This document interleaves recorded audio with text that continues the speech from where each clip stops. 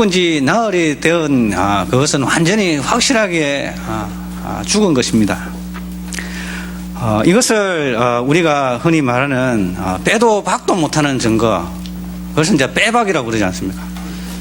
완전 빼박이었습니다. 그래서 어느 누구도 부인할 수 없는 이 사건으로 인해서 사람들은 예수님께로 가기 시작했습니다. 예수님께로 가기 시작했고, 가는 것만 가기만 하면 괜찮은데 가서 예수님을 믿어요. 그러니까 유대인들이, 대제사장들이 이 나사로를 죽이기를 위해서 힘을 썼습니다. 왜냐 하니까 나사로를 갖다가 살려두면은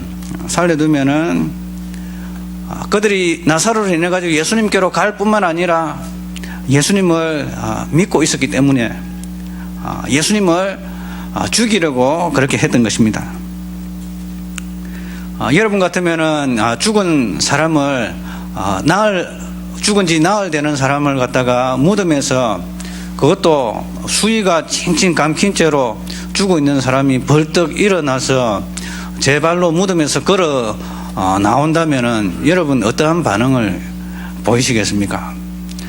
그것을, 죽은 사람을 일으킨 사람을 누구인지, 그리고 실제로 그 사람이 살아났는지를 확인하기 위해서 여러분 찾아서 가지 않겠습니까? 여러분 가운데 거기에 관심을 두지 않고 별로 나는 거기에 일에 관심이 없다라고 부인할 사람이 누가 과연 몇 명이나 있겠습니까?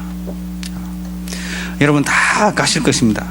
직장도 휴가 내고 바쁜 일손도 놓고 그것을 확인하기 위해서 여러분 가실 것입니다. 여러분 그렇지 않습니까? 자, 그러니까 유대인들이 예수님을 믿는 그런 일이 발생하기 때문에 대제사장이 이 나사로까지 죽이려고 했던 것입니다.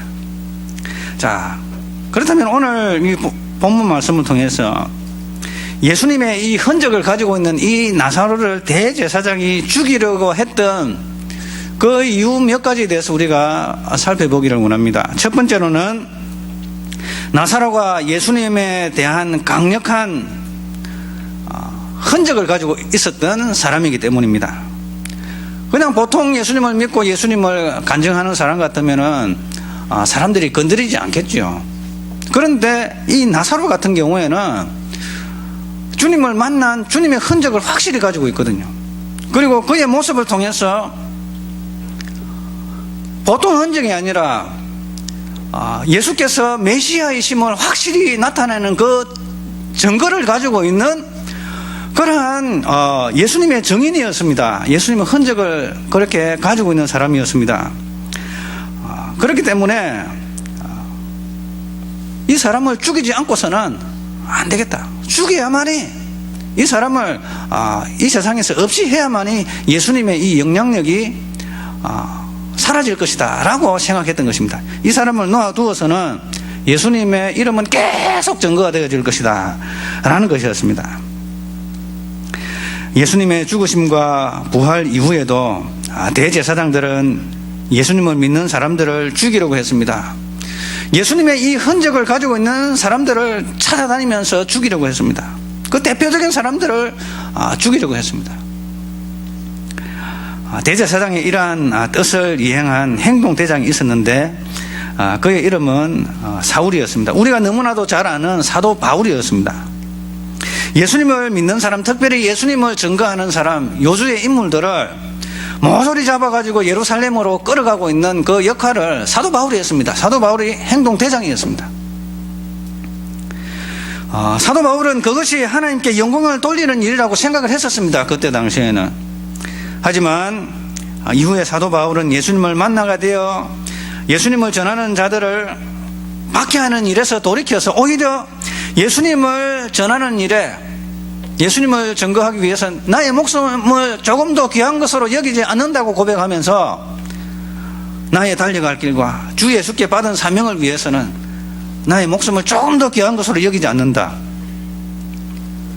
예수님을 믿는 사람을 죽이려고 했던 그 사람이 오히려 예수님의 증인이 된 이 사건은 어찌 보면 나사로가 죽음에서 일어난 그 사건보다 더 큰 기적적인 사건이라고 볼 수가 있습니다. 그래서 이것은 또 하나의 빼도 박도 못하는 그런 빼박이 되어서 유대인들로 하여금 나사로의 이 사도 바울의 모습은 바로 예수님의 부활에 대한 확실한 증거가 되었습니다. 그래서 사도 바울을 죽이려고 했던 것입니다, 여러분.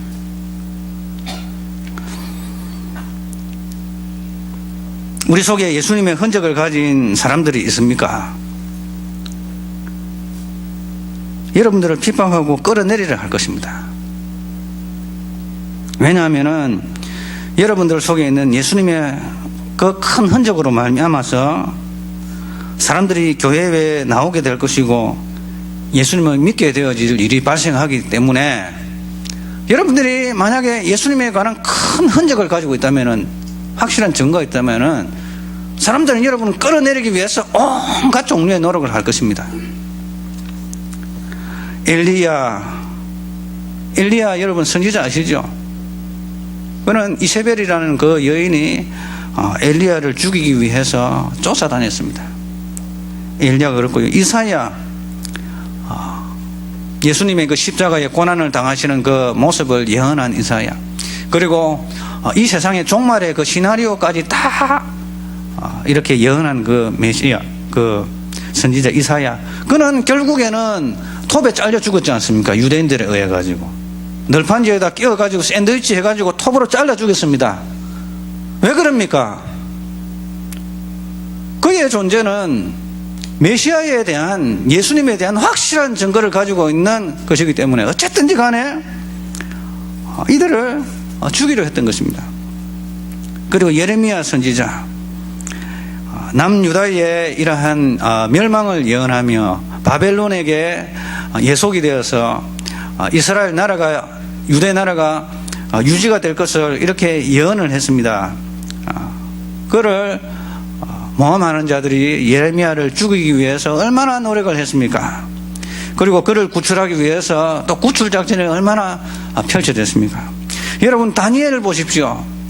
세상 종말의 시나리오, 그리고 주님의 영광스러운 모습, 주님의 부활하신 주님께서 하늘 구름을 타시고 태초부터 계신 하나님 아버지께 올라가시는 그 장면들, 구원받은 그 백성들이 그리스도와 함께 하늘 구름을 타고 올라가는 그 장면들, 그리고 마지막 주님께서 재림하실 때에 티끌 속에서 잠자는 자들이 다 일어나서 생명의 수치를 당할 자도 있을 것이고 하늘의 별과 같이 빛나는 자들도 있을 것이고, 이 종말에 대한 예언, 메시아에 대한 예언을 한 이 다니엘을 죽이기 위해서 바벨론의 대적들이 얼마나 많이 나타났습니까? 예수님의 제자들은 한 사람 빼고 다 순교를 당했습니다. 이런 예수님의 흔적을 가지고 있는 사람들을 세상은 좋아하지 않습니다. 왜냐? 예수님께로 가기 때문에 그렇습니다. 중세시대의 크리소스톰, 여러분, 지금 이스탄불, 옛날 이름은 콘스탄티노플이었습니다. 기독교의 수도였습니다. 동로마 제국의 수도였습니다. 그러나 지금 이스탄불 시티 오브 이슬람 해가지고 이슬람의 도시로 바뀌었지 않습니까? 거기에 보면은 유명한 소피아 성당이 있습니다. 여러분, 소피아 성당 아시죠? 너무나도 화려하고 아름답습니다. 그것은 계란으로 어겨서, 진흙과 계란을 어겨서 만든 것입니다. 그래서 다른 주위의 건물들은 지진의 7.0이 넘는 그 지진으로 인해서 무너졌는데 그 소피아 성당은 먼지 하나 안 떨어졌다고 합니다. 거기에 이 담임 주교로, 그때 당시에는 담임으로 크리스토스토임이 너무나도 말을 잘하니까 황금의 입이었습니다. 데리고 왔습니다. 그런데 교인들에 의해서 순교를 당했습니다. 회개하시오. 예수 그리스도 십자가를 증거하고 예수님에 대해서 이야기하니까 거기에 대해 반대하는 무리들이 크리스토스톰을 사형을 시켜버렸습니다. 그래서 예수님의 이 흔적을 가지고 있는 이러한 사람들이 어떠한 방법으로도 무슨 수단으로 끌어내리려고 하는 것입니다. 존 후스라는 사람, 그렇고요. 주기철 목사님도 그렇고요. 북한 정치범 수용소에 있는 5만 명이 넘는 크리스찬들이 북한 정치범 수용소에서 수용되어 있다고는 보고가 있습니다. 지금 핵시설 파는 이 갱도를 갖다가 이제 완전히 폐쇄하겠다. 그건 아예 노후가 돼가지고 무너질 직전인데 계속 사용할 수가 없죠. 폐쇄를 하겠다. 거기에 굴 파는 굴 작업을 누가 했습니까? 정치범 수용소에 있는 그리스도인들이 그 굴 팠습니다, 여러분. 굴 무너져가지고 200명 그 안에서 몰살 당했을 때 크리스찬들이 거기서 울부짖으면서 하나님 살려달라고 울부짖으며 마지막 기도를 드리면서 그 굴 속에서 매장이 돼 죽었던 사람들이 크리스찬들입니다, 여러분. 더 이상 하나님께서는 그리스도의 흔적을 가지고 있는 이 하나님의 백성들을 탄압하는 그 일이 예전에도 있었고 과거에도 있었고 지금도 진행되고 있고 앞으로도 진행될 것입니다. 그리고 터키 지역에 가면은 우리 선교사들 한국 사람들을 너무너무 좋아합니다. 터키 사람들이 한국 사람 하면은 우리나라 사람들이 미국 사람 좋아하는 것보다요 터키 사람이 한국 사람을 좋아하는 것이 더 이렇게 세다고 그럽니다. 한국 사람을 얼마나 좋아하는지 그 역사의 교과서에 가르쳐요. 대한민국은 형님의 나라다, 형제의 나라다, 그렇게 가르칩니다. 그래서 한국 사람 왔다고 하면요 동네 사람들이 뚜루룩 몰려와가지고 구경하러 옵니다. 한국 사람을 얼마나 좋아하는지. 그들 속에는 한국 같은 핏줄이었고 같은 형제였다는 그 과거의 기록으로 인해서 한국 사람은 되게 좋아하는데요. 그런데 지금은 거기가 그때는 터키라는 나라가 기독교 국가였습니다. 기독교 국가. 기독교 국가였는데 지금 이슬람 국가로 바뀌었잖아요. 한국 선교사들 한국 사람 좋아하지만은 복음을 전가한다는 것이 발각이 되면 구두발로 차버립니다. 한국 선교사들도 불러놓고 구두발로 경찰들이 쭉 차버립니다. 그래서 두들겨 맞고 구타당했다고 선교사들이 이렇게 이야기하더라고요. 예수 믿는 이 복음을 예수님을 따라가는 것을 사람들이 원치를 않는 것입니다. 하지만 주를 위해 받는 고난은 영광으로 생각해야 될 것입니다. 혹시 여러분들이 예수님을 믿는다는 그 이유로 예수님을 증거한다는 이유로 불이익을 당하고 고통을 당하고 한 적이 있습니까, 여러분? 예수님을 믿는다는 이유로 항상 칭찬이 있어 왔습니까? 너 참 착하다, 너 훌륭하다. 그러면 그거는 좀 생각해 봐야 됩니다. 내가 정말 진짜인지 가짜인지, 내가 예수님을 정말 흔적을 가지고 있는 사람인지. 주님으로 인해서 아무런 고난이 없다면은 우리 한번 생각해 봐야 될 것입니다. 물론 없으면 더 좋겠지요. 그러나 현실은 그렇지 않다는 것입니다. 디모데후서 3장 12절에 보면은 무릇 그리스도 예수 안에서 경건하게 살고자 하는 자는 박해를 받으리라 라고 되어 있습니다. 그리고 디모데후서 2장 10절에서 13절은 이렇게 말하고 있습니다. 그러므로 내가 택함 받은 자들을 위하여 모든 것을 참음은 그들도 그리스도 예수 안에 있는 구원을 영원한 영광과 함께 받게 하려 함이라. 미보다 이 말이요 우리가 주와 함께 죽었으면 또한 함께 살 것이요 참으면 또한 함께 왕노릇 할 것이요 우리가 주를 부인하면 주도 우리를 부인하실 것이라. 예수님의 흔적을 가지는 우리 모두가 받는 이 고난과 괴로움을 부끄러워하지 말고 오히려 기뻐할 것은 주님의 고난에 동참함으로 말미암아서 주님의 그 영광에 우리가 동참하게 될 것이다 라는 것입니다. 그래서 자 함께 따라하겠습니다. 고난은 영광의 열쇠이다. 고난은 영광의 열쇠입니다. 그리고 두 번째로 우리가 대제사장들이 왜 나사로를 죽이려 했는가? 그것은 대제사장들의 그 무리가 사단의 올무에 매여 있었기 때문인 것입니다. 예수님의 흔적을 가진 이 나사로를 죽이려고 했던 것은 또한 예수님의 흔적을 가지고 있던 이 사도 바울을 죽이려고 했던 그 이유는 사탄을 전략의 일환으로서 사용되고 있는 것입니다. 예수님의 흔적을 가진 자들을 사탄이 경계합니다. 그리하여 마귀는 사람들로 하여금 예수님을 믿지 못하게 방해하는 것입니다. 이는 디모데후서 2장 25절 26절에 사도 바울이 권면한 그 내용 중에 들어가 있습니다. 우리 한번 찾아보실까요? 디모데후서 2장 25절 26절.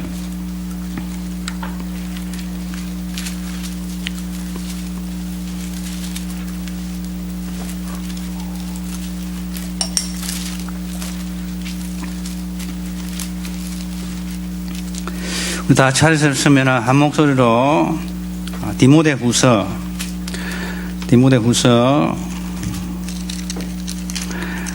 2장 25절 26절 우리 다 같이 읽겠습니다. 시작. 거역하는 자를 온유함으로 훈계할지니 혹 하나님이 그들에게 회개함을 주사 진리를 알게 하실까 하며 그들로 깨어 마귀의 올무에서 벗어나 하나님께 사로잡힌 바 되어 그 뜻을 따르게 하실까 함이라. 아멘. 유진 피터슨이 이렇게 번역한 메시지 성경에는 또 이렇게 번역하고 있습니다. 그래서 순종하지 않는 자들을 단호하면서도 참을성 있게 바로잡아 주어야 합니다. 하나님께서 언제 어떻게 그들의 마음을 일깨워 진리로 돌아서게 하실지, 마귀에게 사로잡혀 마귀의 심부름을 할 수밖에 없었던 그들을 언제 어떻게 마귀의 뜻에서 벗어나게 하실지 그들은 알 수 없기 때문입니다.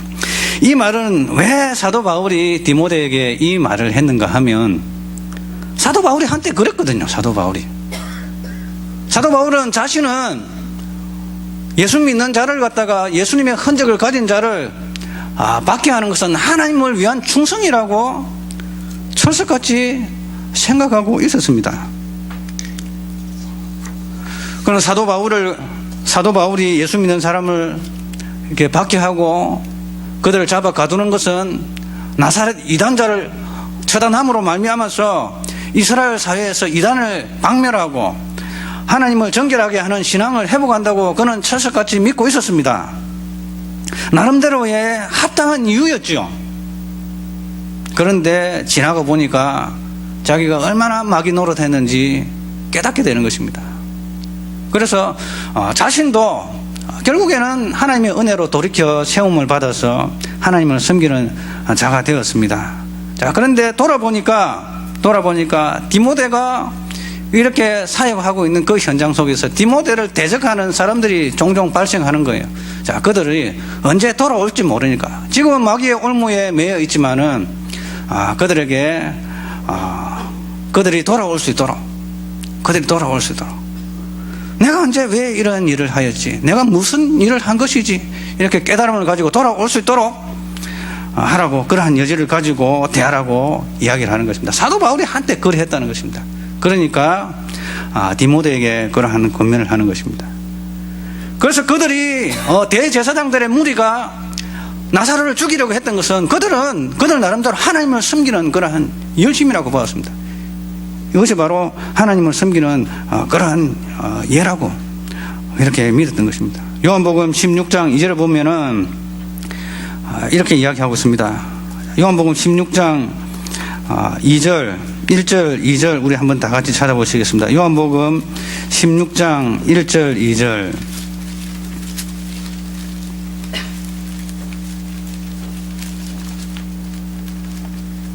다 같이 읽겠습니다. 시작. 내가 이것을 너에게 이름은 너희로 실족하지 않게 하려 함이니 사람들이 너희를 출교할 뿐 아니라 때가 이르면 무릇 너희를 죽이는 자가 생각하기를 이것이 하나님을 섬기는 일이라 하리라. 아멘. 이 대제사장들과 또한 나사로를 죽이려 했던 대제사장, 그리고 예수님의 흔적을 가지고 있었던 사람들을 추적하여서 박해하는 일을 했던 이 사도 바울, 그들은 나름대로의 이것이 하나님을 섬기는 일이라고 믿었던 것입니다. 그래서 예수님의 흔적을 가진 사람들을 심하게 핍박했습니다. 심하게 핍박하면 할수록 하나님께 대한 더 큰 열심을 가진다고 생각했었습니다. 그런데 그는 그것이 하나님을 대적하는 행동이라고 추호도 생각하지 아니했습니다. 그래서 여느 때와 다름없이 예수님을 믿는 자를 추적해서 끌어오기 위해서 다메섹으로 가고 있었습니다. 다메섹 남방 17km 지점에 카우캅이라는 곳에 가면은 사도 바울이 말에서 떨어진 그러한 장소를 기념하여 세운 교회가 하나 있습니다. 거기서 우리 주님께서 강하게 나타나셨습니다. 우리 주님께서, 부활하신 주님께서 영광스러운 모습으로 빛으로 나타나셨습니다. 그래서 사도 바울이 묻습니다. 주여, 니십니까? 당신은 누구십니까? 라고 물으니까, 사울아, 어찌하여 내가 어찌하여 나를 핍박하느냐? 나는 내가 핍박하는 예수다 라고 이야기했던 것입니다. 사울을 만난 주님의 첫 번째 말씀입니다. 나는 내가 핍박하는 예수다. 그리고 사도 바울에게 이야기합니다. 내가 그렇게 하면 할수록 너에게 더 고생만 되는 것을 너가 알지 못하느냐. 그렇게 말씀하셨습니다. 사탄 마귀의 괴락은 성공할 것 같으나 그러나 성공한 적이 한 번도 없습니다, 여러분. 교회가 더욱더 탄탄해지고 더욱더 복음의 진리에 서갈 뿐입니다. 그러므로 우리는 하나님의 역사에 의해서 선한 도구로 사용이 되어져야 할 것입니다. 행여나 우리가 열심히 마귀의 올무에 매인 그릇된 행동이 없는지 우리가 바라보아야 할 것입니다. 특별히 복음 전도자와 복음 사역을 대적하는 거역하는 행위를 우리가 부지중에 행하지 않는지 우리 자신을 잘 살펴보아야 할 것입니다. 왜냐하면 이는 예수님을 대적하는 행위에 해당하는 것으로서 사단의 올무에 매여서 이용당하는 그러한 것입니다. 마귀의 공격을 받는 것하고 사단의 올무에 매여서 사단의 종로로 타는 것하고는 틀립니다, 여러분. 자, 그래서 우리 모두는 예수님의 흔적을 가지는 여러분들 되시기를 바랍니다.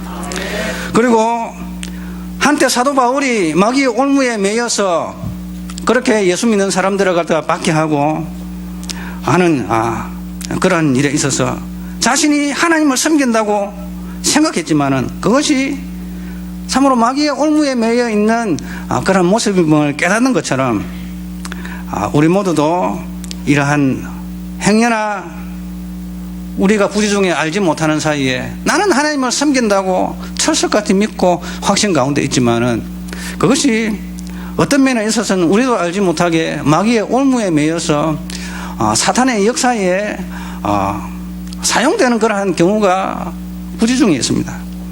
그러한 일이 없도록 나를 붙드시는 하나님의 은혜가 나를 이 수렁에서 건져주시도록 우리가 기도해야 할 것입니다. 누구나 이러한 것에서 자유롭다고 생각해서는 안 됩니다. 선줄로 생각한 자는 넘어질까 조심해야 됩니다. 나는 그렇지 않다 라고 자부하십니까? 언제 여러분들이 그러한 올무에 빠지게 될지 여러분은 장담할 수가 없는 것입니다. 그래서 항상 넘어질까 조심해야 하는 것입니다. 무릇 선줄로 생각하는 자는 넘어질까 조심하라 라고 하는 것입니다. 우리를 시험에 들게 마시고 다만 악에서 구하옵소서.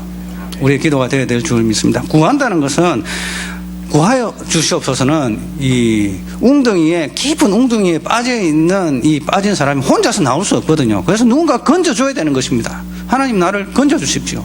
혹시 내가 이러한 올무에 빠져 있다면은 나를 건져 주십시오. 이 말씀에 동의를 하시는 분도 계시겠지만은 동의하지 않는 분도 계실 줄 압니다. 그러나 우리는 하나님께서 하시는 이 말씀에 우리가 겸손하게 무릎을 꿇고 10번 정도는 생각해야 됩니다, 여러분. 10번 정도는 생각해야 됩니다. 나는 마귀의 올무에 매여서 살아가고 있었지만은 나는 하나님을 열심히 섬기는 예로서 나는 했다라고 주장했던 사람, 우리 다 그러한 경우에 속할 수가 있습니다, 여러분.